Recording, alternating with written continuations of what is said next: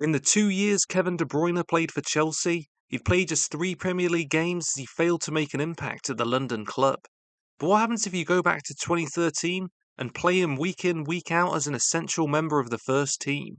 What impact can he have? Let's find out.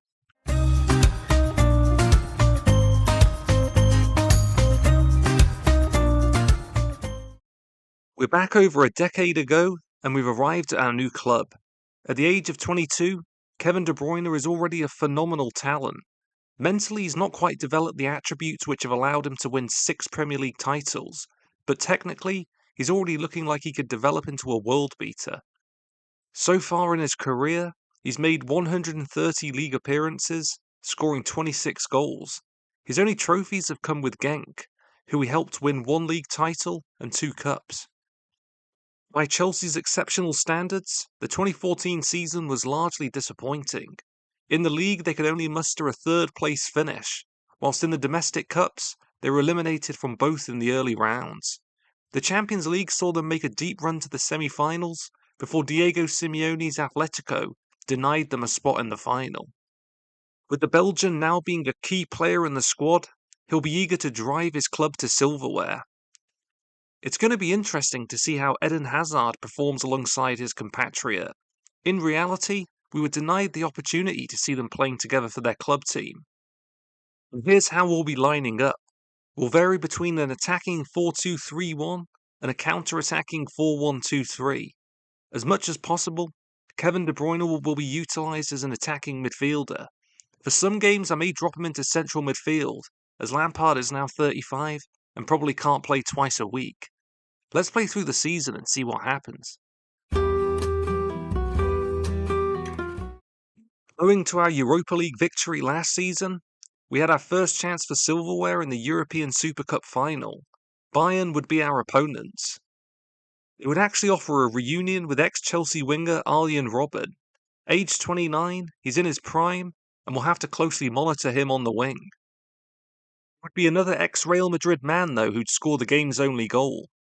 Eto'o gets on the end of the through ball and ensures we bring the cup home.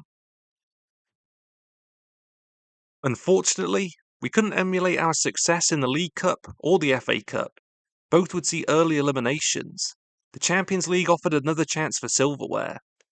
After back-to-back victories to start the group stage, last season's runners-up Borussia Dortmund would be next. And this is a very good Dortmund side. Lewandowski here is well on his way to becoming one of the best goalscorers in Bundesliga history. Back-to-back defeats against the German giants meant we could only finish second in the group as we moved on to the knockout stages. The Belgian would open his European account in the round of 16, as his goal proved decisive in a 2-1 aggregate victory over Zenit. He'd be involved again, as he plays Eden Hazard in on goal.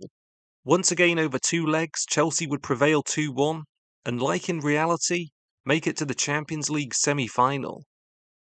And similarly, that would be where the journey ended. A disastrous opening leg saw us go down 4-0.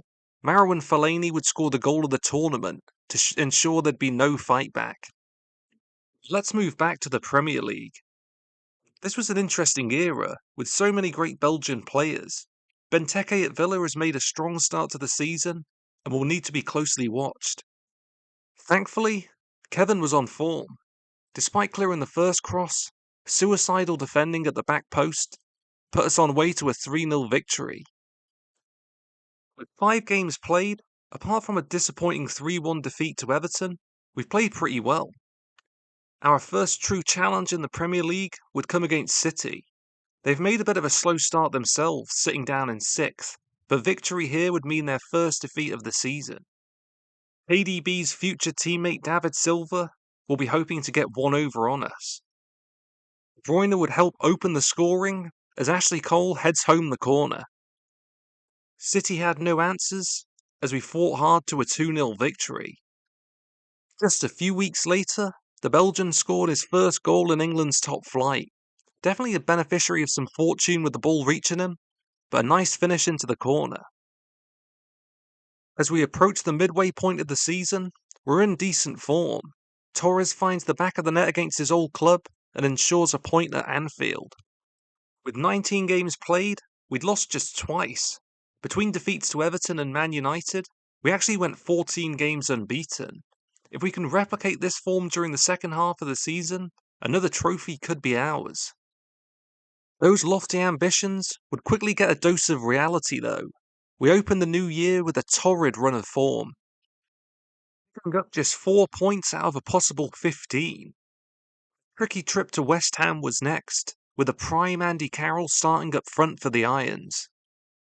Naturally, they would turn into prime Barcelona as the aforementioned Carroll scores the equalising goal in a hard-fought draw. As we moved towards the end of the season, we needed as many points as possible as we were fighting for the title.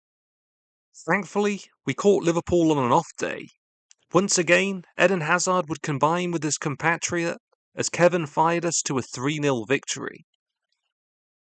His final goal involvement of the season would come against Fulham. Once again he gambles and gets on the end of a cross to convert.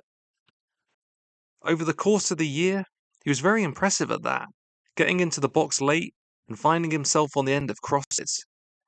Overall, he's made 51 appearances with Chelsea, scoring 9 goals. Looking more closely at his stats, he was most impactful in the Premier League. In 34 starts, he registered 17 goals and assists, which isn't bad at all, especially considering he didn't take penalties. In all, he averaged a goal or an assist every 183 minutes. Directly, his goal contributions led Chelsea to picking up 21 points in the league. His 10 assists ranked him the joint 8th top creator in the division. But where did his club place?